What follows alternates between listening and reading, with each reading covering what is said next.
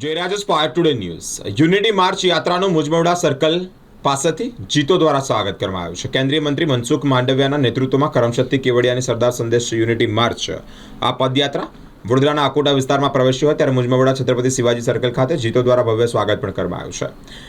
જીતો ladies લીગના રોશનીબેન ફોફરિયા દ્વારા જણાવવામાં આવ્યું છે। વડોદરા પહોંચેલી આ યાત્રામાં યુનિવર્સિટીના પૂર્વ સેનેટ એન્ડ સિન્ડિકેટ સભ્ય અને જાણીતા જૈન અગ્રણી દીપક શાહ પણ યાત્રાનું સ્વાગત કર્યું છે। આ યાત્રામાં એચ.એસ. પટેલ, વિદ્યાકુંજના વિદ્યાર્થીઓ અને શિક્ષકો પણ ઉપસ્થિત રહ્યા છે। કેન્દ્રીય મંત્રી મનસુખ માંડવિયા સાથે વિસ્તારના કાઉન્સિલર મનીષભાઈ પગાર, સ્મિત પટેલ, રિતુસિંહ, મોહનભાઈ ભરવાડ સહિત અનેક આગેવાનો પણ જોડાયા છે। અમૂલ તથા બરોડા ડેરી તરફથી લસ્સી, છાશ, કુકીઝ પણ વેચવામાં આવ્યા છે। અમમ ફાઉન્ડેશનના પૂર્વી ભીમાણી અને જીતો લેડીઝ વીગના રોશની ફોફરી તમામ એનર્જી ડ્રિંક્સ અને ગ્રીન ટી પણ પીવડાવ્યું છે। વિસ્તારના મરાઠી લોકો પરંપરાગત ડ્રેસમાં પધારી અને નૃત્ય પણ કર્યું છે।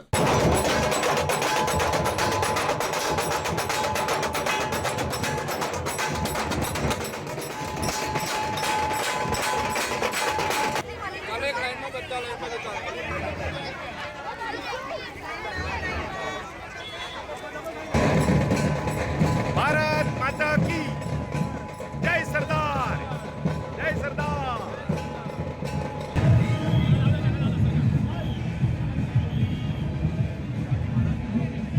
बोलो छत्रपति शिवाजी महाराज की जय। बोलिए छत्रपति।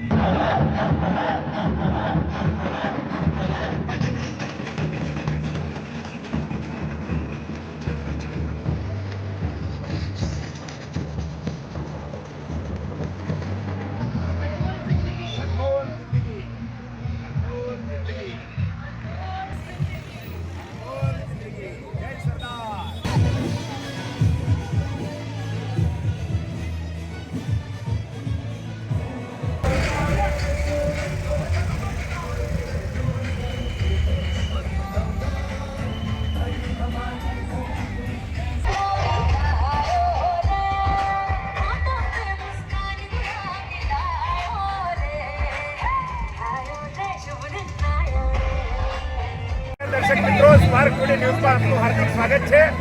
અહીંયા મુજમવડા સર્કલ ખાતે દેશભક્તિનો જબરજસ્ત માહોલ સર્જાયો છે। સરદાર પટેલની જે યુનિટી માર્ચ આજે નીકળી રહી છે, વડોદરા પહોંચી ગઈ છે। મુજમવડા સર્કલમાં ગણતરીની મિનિટોમાં પહોંચવાના છે। આ વિસ્તારના મ્યુનિસિપલ કાઉન્સિલર મનીષભાઈ પગાર આપણી સાથે છે, રાકેશભાઈ સેવક છે, બીજા જે આપણા કાઉન્સિલર છે સુમિતભાઈ છે, રીતાબેન પણ છે। આપણે મનીષભાઈને પૂછીએ આજે શું માહોલ છે અને શું સંદેશ આપશે। ખૂબ જબરદસ્ત માહોલ છે। આપ જાણો છો કે સરદાર વલ્લભભાઈ પટેલ લોખંડી પુરુષ જેમની 150મી જન્મજયંતિ નિમિત્તે કરમશક્તિ લઈ અને કેવડિયા સુધી એકતાનગર સુધીની જે આ યાત્રા છે એનો ભવ્ય પ્રતિસાદ મળ્યો છે। સવારે પણ જ્યારે અટલાદરામાં બીએપીએસ મંદિર ખાતે આ યાત્રા આવી ત્યારે અમારા વોર્ડમાં હજારોની સંખ્યામાં લોકો એનું સ્વાગત કર્યું છે। લોકોમાં ખૂબ જ એક સરદાર વલ્લભભાઈ પટેલ માટેનો જે પ્રેમ છે એ આજે દેખાય છે કે સરદાર વલ્લભભાઈ પટેલ એક લોખંડી પુરુષ, એક અખંડ ભારતના શિલ્પી, એક શ્રેષ્ઠ નેતૃત્વ અને આ દેશના પહેલા ગૃહમંત્રી કે જેમના લીધે આ દેશના 565 રજવાડા જેમને ભેગા કર્યા અને એક અખંડ ભારત બનાવ્યું। તો સ્વાભાવિક છે કે આજે જ્યારે એમની 150મી જન્મજયંતિ હોય જે આપ આ માહોલ જોઈ રહ્યા છો, એ જ માહોલ જ્યારે આ યાત્રા એકતાનગર પહોંચશે ત્યાં સુધી આવો જ માહોલ મળશે। આપણી સાથે વડોદરા ભારતીય જનતા પાર્ટીના રાકેશભાઈ સેવક પણ છે। રાકેશભાઈ શું કહેવા માંગો છો? આજે વડોદરા મહાનગરની અંદર એ પ્રકારેની રેલી કરમશક્તિ એમના જન્મસ્થાન સરદાર વલ્લભભાઈ પટેલના સન્માનમાં યોજવામાં આવી છે। સરદાર વલ્લભભાઈ પટેલ એક એવું વ્યક્તિત્વ કે જેમના કારણે આજે આપણે ભારત અખંડ તરીકે રહી શકીએ છીએ। ભારત વર્ષને જો કોઈ અખંડ રાખ્યો હોય તો સરદાર વલ્લભભાઈ પટેલ છે, જેમના થકી આજની આ સન્માન આપવાનો લાવો મળ્યો છે। ભારત માતાને જયકારો કરીશ। ભારત માતા કી જય। દર્શક મિત્રો, મુજમવડા સર્કલ ખાતે જે યુનિટી યાત્રા કેન્દ્રીય મંત્રી મનસુખભાઈ માંડવિયા સહિતની જે યાત્રા આવી છે, આ યાત્રાનું સ્વાગત ખૂબ ઉલ્લાસભેર થઈ રહ્યું છે।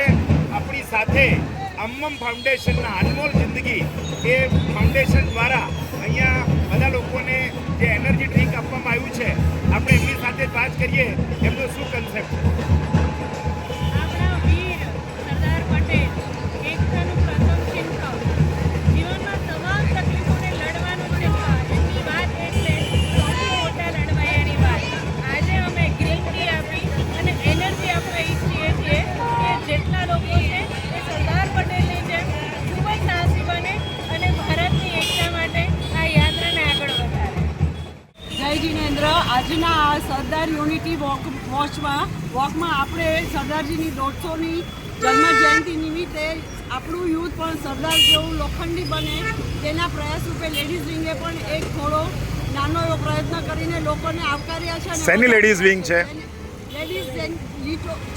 જીતોની લેડીઝ વિંગ એના તરફથી પણ આ વિતરણ કરવામાં આવ્યું. વિતરણ કરવામાં આવ્યું છે અને એક સારો પ્રયાસ કર્યો છે અમે.